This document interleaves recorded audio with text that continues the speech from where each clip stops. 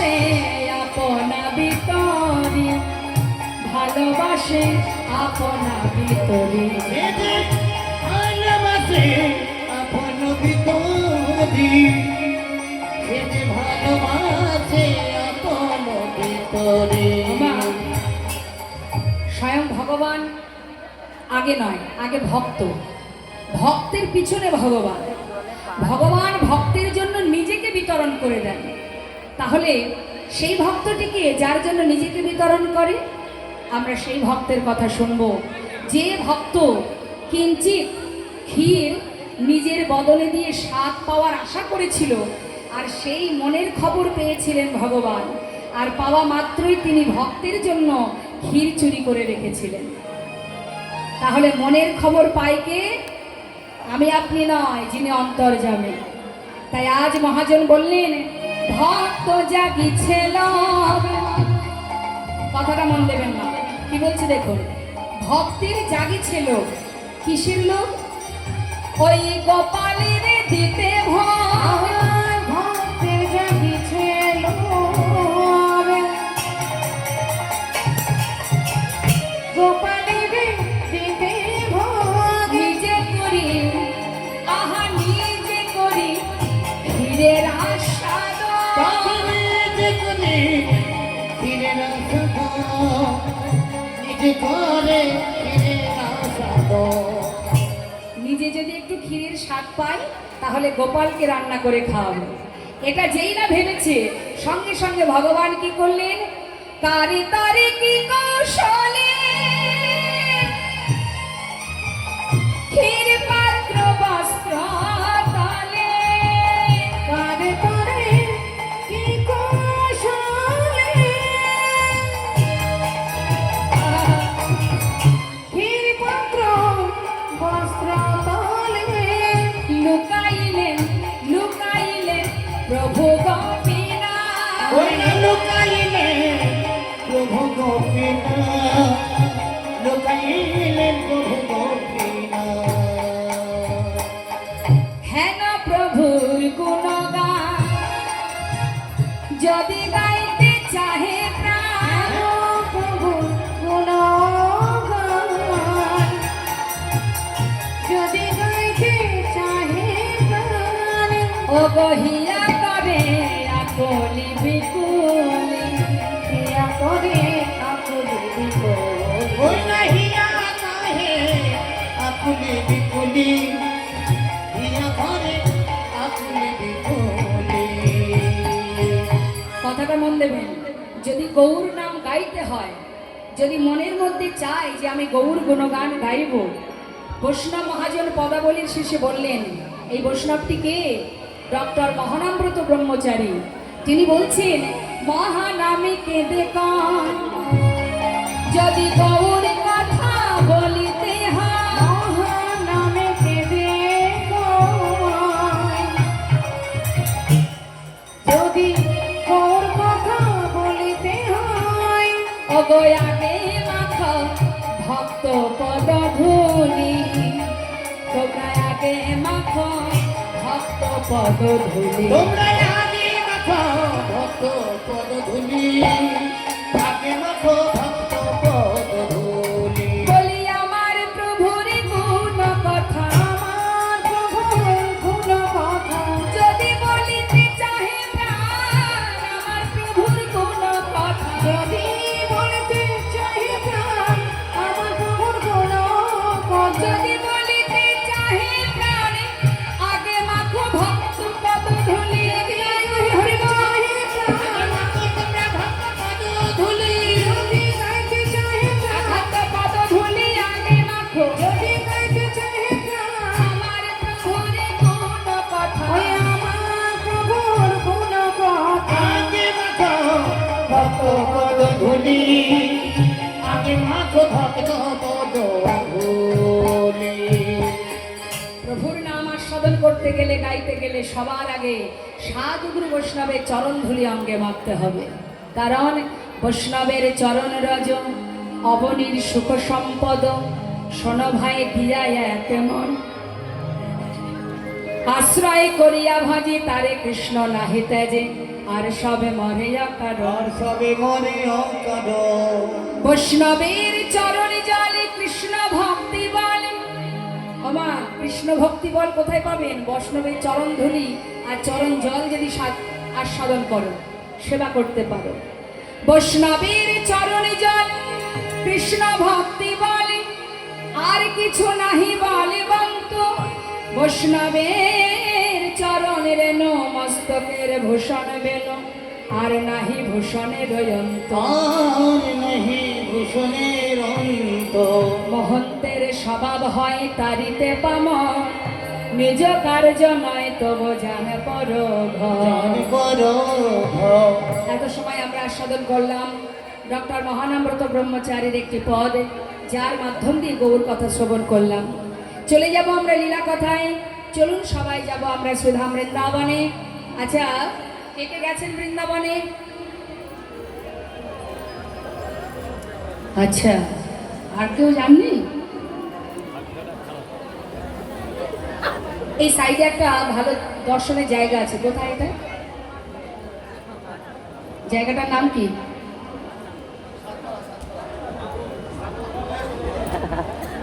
কি বললেন? সাগর। জায়গাটার নাম কি? সাগর, বকখালি। আমার বকখালি গিয়েছেন? বাপরে বাপ, মাথা নাড়িয়ে বলছে হ্যাঁ। ভালো লেগেছে? নোনা জলে স্নান করে কেউ? হ্যাঁ, আচ্ছা বেশ, গিয়েছেন ঠিক আছে। নবদ্বীপ বৃন্দাবনে যারা যাননি তাদের তো যেতে হবে। কোথায় বৃন্দাবন? হ্যাঁ, যদি ভাবি এটাই বৃন্দাবন, কেন বলুন তো? যে বৃন্দাবন আমরা দর্শনে যাই সেটা হলো লীলাক্ষেত্র। সেটাও এই পৃথিবীতেই বৃন্দাবন, যেখানে ভগবান লীলা করেছে বালক রূপে। কিন্তু প্রকৃত গোবিন্দের স্থান কোথায়? গোলক বিহারী গোবিন্দ, তাই তো? গোলকেশ্বর, গোলক ধাম, সে কি এখানে? গোলক ধাম কি এখানে গোমা? হ্যাঁ, সেখানেই তো তার লীলা। আমরা আছি কোথায়? আঙুলে গুনুন, আমি এক এক করে বলি, দেখি মনে পড়ে কিনা আমার। যে সবাই আমরা বলি না যে 14 ভুবন, হ্যাঁ, তা 14টা ভুবনের মধ্যে আমরা কোথায়? শুনুন মন দিয়ে, তাহলে চেষ্টা করব আমি, যদি মনে পড়ে পরপর বলবো। তাই আমরা এখন যেখানে আছি, যে পৃথিবীতে, এটা হচ্ছে বাবা ভুলোক। হ্যাঁ, এর উপরে আছে গুনবেন মা, ভুলোকের উপরে ভুবর লোক।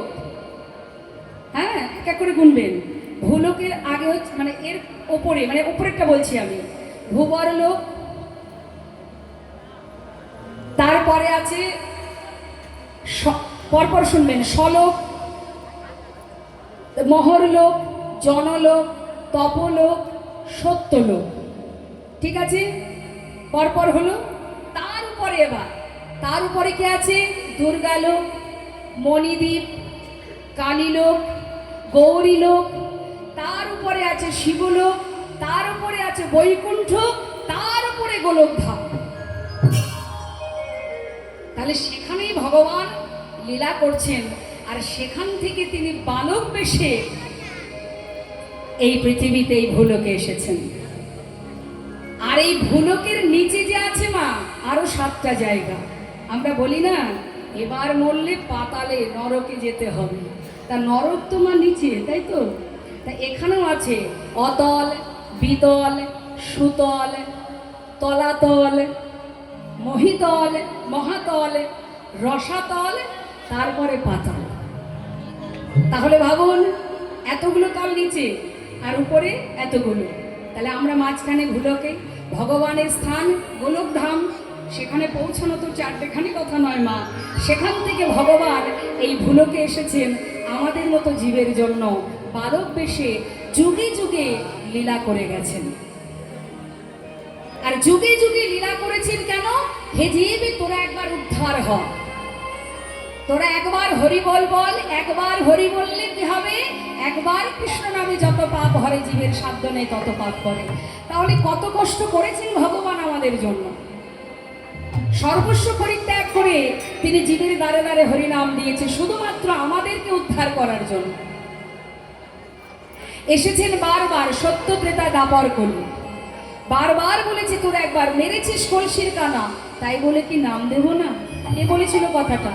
নিতাই চাঁদের কপালে জগাই মাথায় কলসির কানা ভেঙেছিল, রুধির ঝরছে কপাল থেকে, কপাল ফেটে রুধির পড়ছে, তথাপিও বলছে মেরেছিস কলসির কানা, তাই বলে কি নাম দেব না?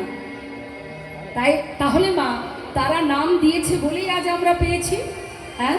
না হলে আমরা তো দিনে দিনে অন্ধকারে ডুবে যেতাম। জীব যদি, কোনো জীব যদি একবার এক পা গোবিন্দের দিকে বাড়ায়, ভগবান বললেন কোনো ভক্ত যদি আমার দিকে এক পা বাড়ায়, আমি সেই ভক্তের দিকে 100 পা বাড়িয়ে দিই। তাহলে মনে করুন মা, কত ভালোবাসেন প্রভু আমাদের, যে তিনিও ভালোবেসে আমাদের সাথে লীলা করে গেছেন, হ্যাঁ? তাই আমাদের অহংকার, আমাদের গর্ব, যে ভারত ভূমিতে ভগবান 4 বার এসেছেন, সেই ভারতবর্ষের জীব আমরাও সেই ভারতবর্ষে জন্ম পেয়েছি। তাহলে আমরা আমাদের প্রভুকে চিনতে না পারলে, বিদেশিরা দেখেছেন তো, যারা নিজেদের সন্তান পরিবার নিয়ে মায়াপুর ইস্কনে নবদ্বীপে পড়ে আছে, তারা বিদেশ থেকে এসে নিজেদেরকে সঁপে দিয়েছে ভগবানের চরণে, আর আমরা ভগবানকে নিজের ঘরে পেয়ে আমরাই তাকে চিনতে পারলাম। তাহলে এটা আমাদের ব্যর্থতা মা, পেয়ে হারানো যা বলে না, আমাদের অবস্থা তাই। তা এমন একটা ভক্তের কথা আমরা শুনবো, তার থেকে আমাদের অনেক শিক্ষা হবে। প্রকৃত বৈষ্ণব কাকে বলে মা? শাস্ত্রে বললেন বৈষ্ণবদের চূড়ামণি। সকল বৈষ্ণব, জগতে যত বৈষ্ণব আছে, সেই বৈষ্ণবের চূড়ামণি, শিরোমণি, যার কথা আজ আমরা শ্রবণ করব। তাহলে কথাটা কে বলেছিল? আমার মহাপ্রভু। মহাপ্রভু যখন নবদ্বীপ ছেড়ে সন্ন্যাসী হয়ে চলে যান, তখন মা সচিমা তিনি গঙ্গার জলে প্রাণ বিসর্জন করতে যান। নিত্যানন্দ প্রভু কে হয় মা? মহাপ্রভুর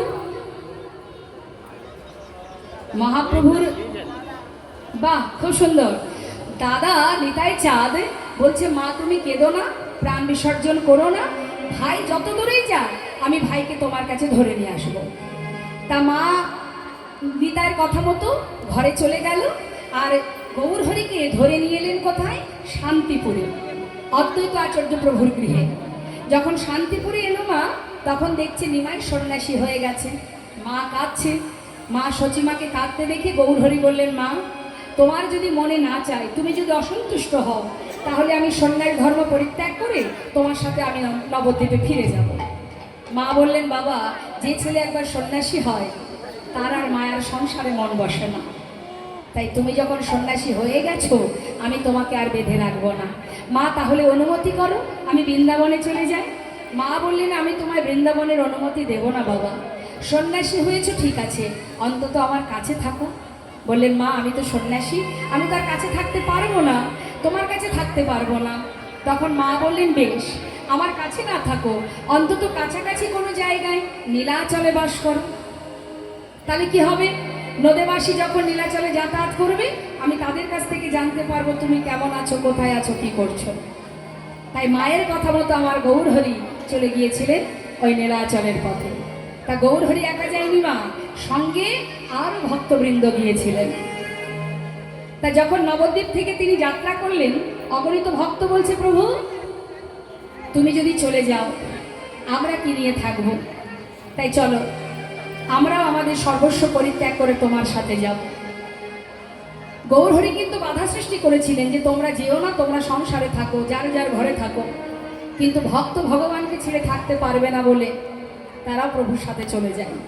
তাহলে এমন ত্যাগী ভক্ত কয়েকজনা হতে পারে না, যাদের কাছে গৌর ছাড়া আর কিছু নেই। তা সমস্ত ভক্ত যাচ্ছে, বৈষ্ণব মহাজন পদাবলিতে লিখছেন, কারা যাচ্ছে গো? পণ্ডিত জগদানন্দ নিত্যানন্দ রায়, পণ্ডিত জগদানন্দ নিত্যানন্দ রায়, পণ্ডিত জগদানন্দ নিত্যানন্দ রায়, হরি গুণ কীর্তনে পথে চলে যায়, হরি গুণ পথে চলে যায়, হরি গুণ কীর্তনে পথে চলে যায়। হরি বল হরি বল হরি বল হরি বল হরি বল হরি বল হরি বল। হরি বিনা নাহি বল হরি বল হরি বল, হরি বিনা নাহি বল হরি বল হরি বল, হরি গুণ কীর্তনে পথে চলে যায়, ওই না হরি গুণ কীর্তনে পথে চলে যায়। মহাপ্রভু মহাপ্রভু সমস্ত ভক্তগণকে নিয়ে যেতে যেতে হঠাৎ এসে পৌঁছালেন কোথায়?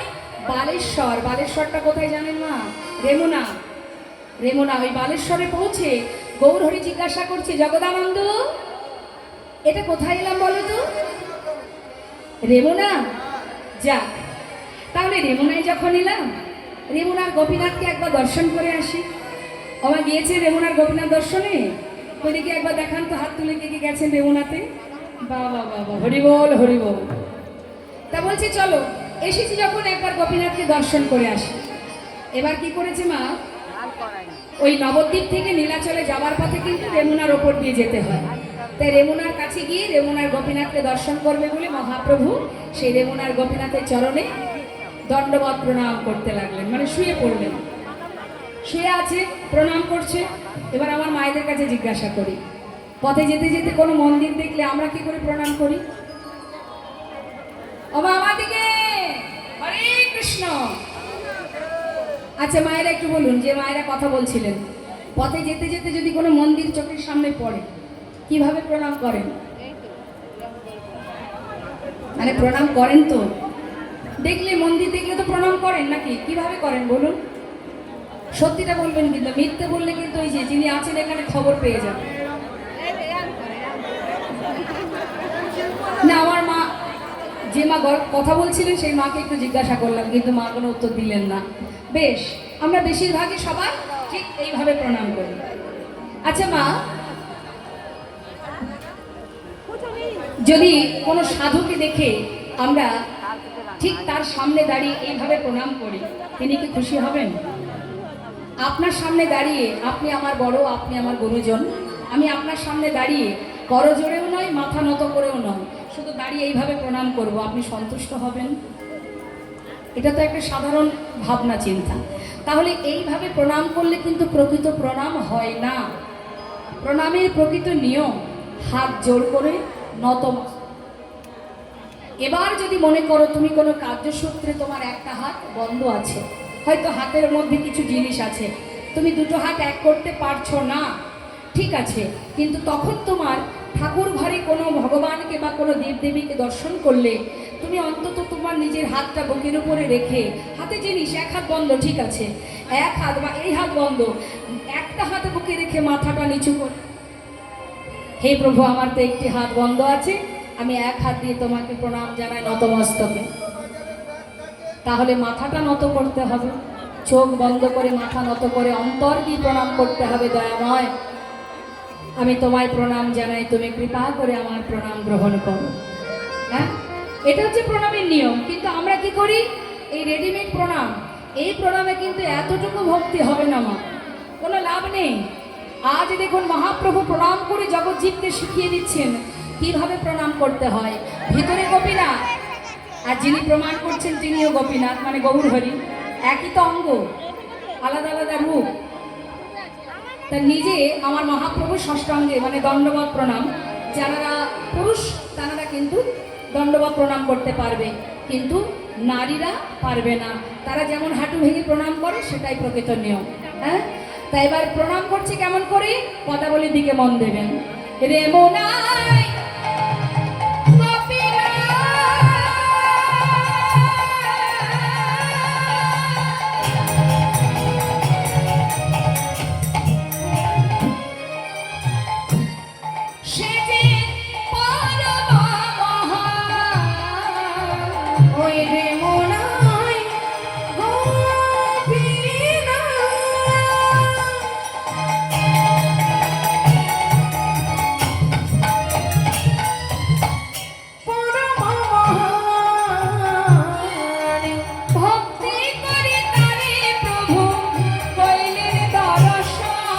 ভক্তি করে তারে প্রভু কইলেন দর্শন।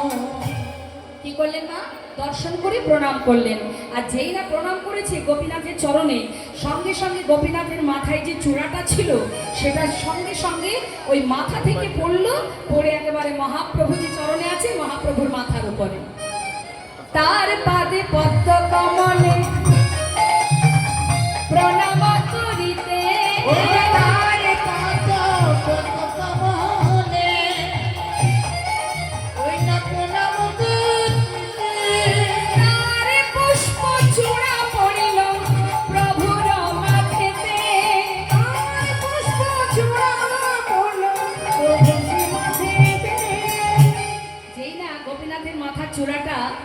গৌরহরির মাথায় পড়েছে। গৌরহরি সেই চূড়াটা বুকের মধ্যে নিয়ে তার আনন্দ ধরছে না। এবার প্রভু কি করলেন? চূড়া পাইয়া প্রভু আমার আনন্দিত মন। চূড়া পাইয়া প্রভু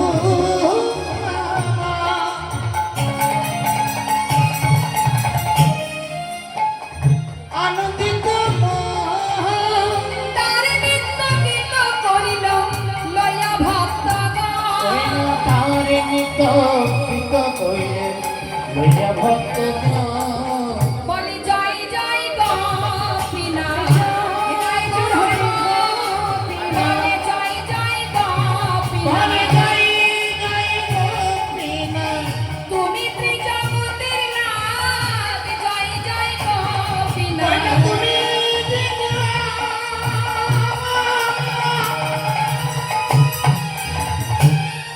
ওগো জগতের নাথ, জয় জয় গোপীনাথ। তার পুষ্প চূড়া বলো প্রভু শ্রীমথে হইল তারে পুষ্প তুলা বলিল প্রভু শ্রীমথেতে।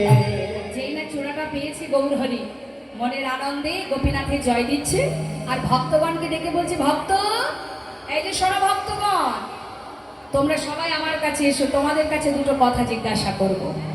এবার ওই গোপীনাথ মন্দিরের সামনে একটা জগমোহন আছে। জগমোহন মানে মা, যেটাকে বলা হয় নাট মন্দির থাকে না মন্দিরের সামনে, ওই জগমোহনে গিয়ে আমার মহাপ্রভু সমস্ত ভক্তগণকে বসিয়ে নিজে মাঝখানে বসেছেন একেবারে মধ্যমণি হয়ে বসে জিজ্ঞাসা করছে, শোনো ভক্ত, তোমরা বলতে পারো এই যে রেমুনার গোপীনাথ কেন জগৎ বিখ্যাত, কার জন্য?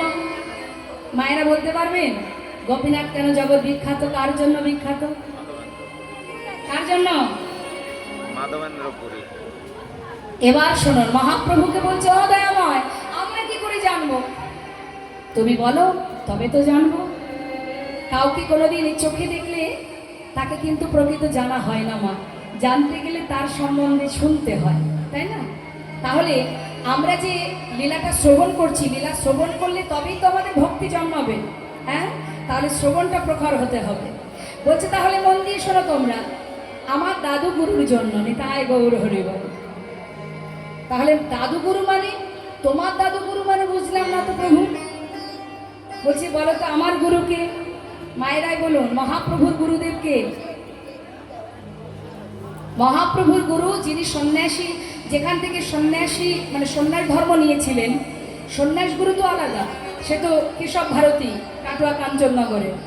কিন্তু দীক্ষা গুরুকে মহাপ্রভুর শুনুন। তাহলে মহাপ্রভু বললেন আমার গুরুর গুরু, অর্থাৎ আমার গুরু ঈশ্বরপুরী, আর ঈশ্বরপুরীর গুরু মাধবেন্দ্রপুরী। এই মাধবেন্দ্রপুরী গোসাই, যার কারণে তাহলে সম্পর্কে মহাপ্রভুর কি হচ্ছে? মাধবেন্দ্রপুরী মা গুরুর গুরু, অর্থাৎ দাদু গুরু, তাই তো? বলছে আমার দাদু গুরুর জন্য এই রেমুনার গোপীনাথ জগৎ বিখ্যাত। কি করে হলো? বলছে শোনো, আমার দাদুগুরু তার ঘর ছিল বাংলাদেশে, তার সংসার ছিল, স্ত্রী ছিল, সন্তান ছিল।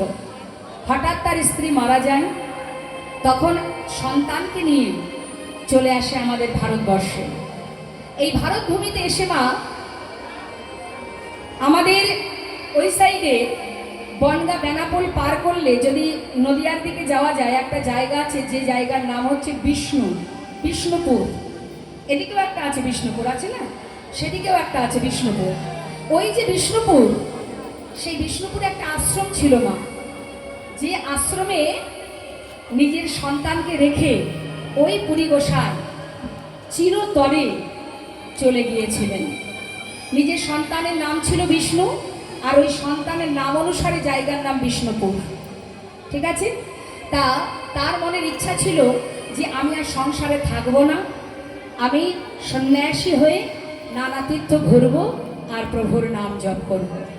এই ছিল তার মনে বাসনা। তাই নিজের সন্তানকে সেই আশ্রমে দান করে দিয়ে চিরতরে তিনি বদনে কৃষ্ণ নাম গাইতে গাইতে নানা তীর্থ ঘুরে বেড়াচ্ছেন। এবার নানা তীর্থ ঘুরতে ঘুরতে বাবা ওই পুরী গোসাই এসে পৌঁছালেন বৃন্দাবনে। নিতাই গৌর হরিবল।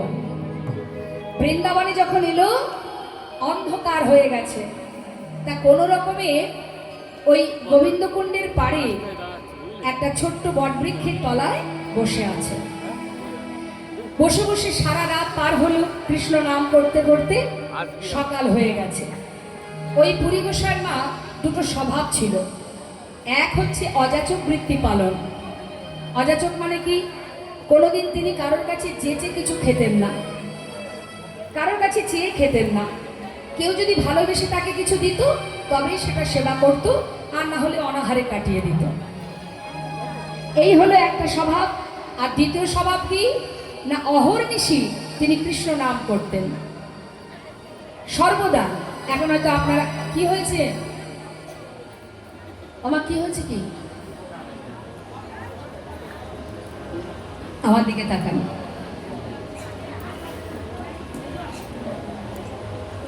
অহর্নিশি কৃষ্ণ নাম করতেন। হ্যাঁ, এখন আপনারা হয়তো বলবেন যে ঘুমিয়ে থাকলে কৃষ্ণ নাম করা কি সম্ভব? জেগে থাকলে না হয় কৃষ্ণ নাম করা যায়, ঘুমিয়ে থাকলে কি করে কৃষ্ণ নাম করবো, তাই তো? তা বাবা, এটা কিন্তু সত্য কথা যে ঘুমিয়ে থাকলেও ভগবানের নাম করা যায়। আপনি সারাদিন যে জিনিসটা ভাববেন মা, চোখ বন্ধ করে রাত্রে ঘুমাবেন, দেখবেন স্বপ্নের মধ্যে সেটাই আপনি দেখছেন। কেন বলুন তো? আমাদের ইন্দ্রিয়কে যে কাজে বশীভূত করবেন, আপনি চোখের পাতা বন্ধ করে ঘুমালেও আপনার ইন্দ্রিয়গুলো সেই কাজের মধ্যে কিন্তু জড়িত থাকবে, মস্তিষ্ক কিন্তু কাজ করে যাবে। ঠিক একটা সুন্দর প্রমাণ আপনাদের দিই মা।